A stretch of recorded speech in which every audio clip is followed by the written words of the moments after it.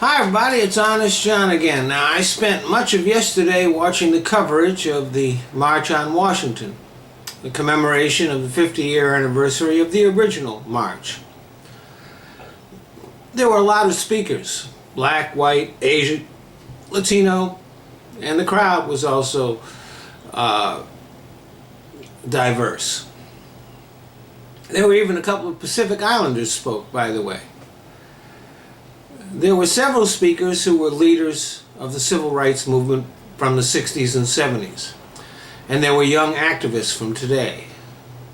Men and women from organizations like NOW and Planned Parenthood who are fighting for the rights of women.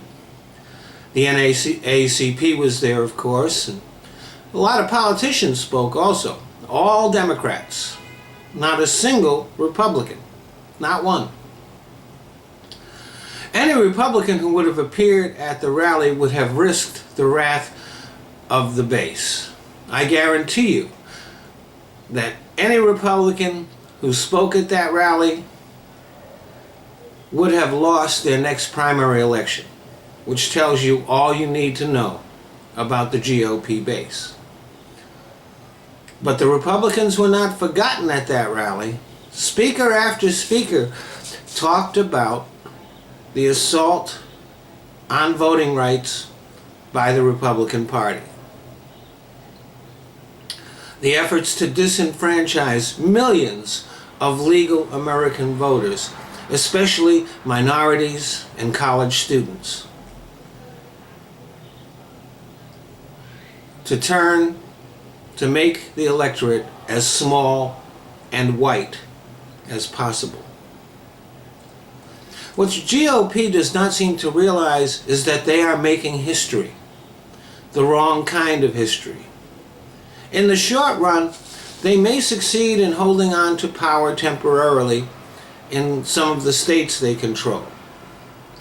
But in the long run, the GOP will be remembered as the anti-democracy party, as the party who tried to take away Americans' right to vote.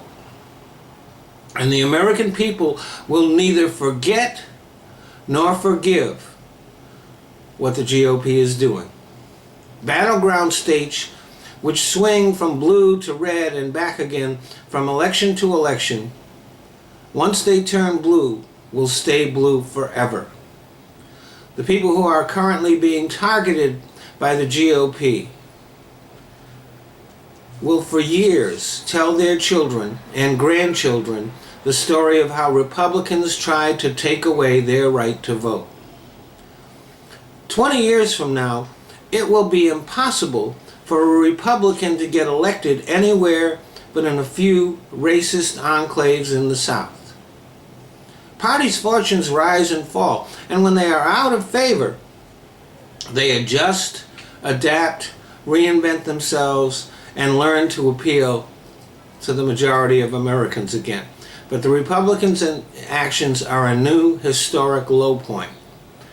They are the new George Wallaces, the new Bull Connors, and they will never recover from that.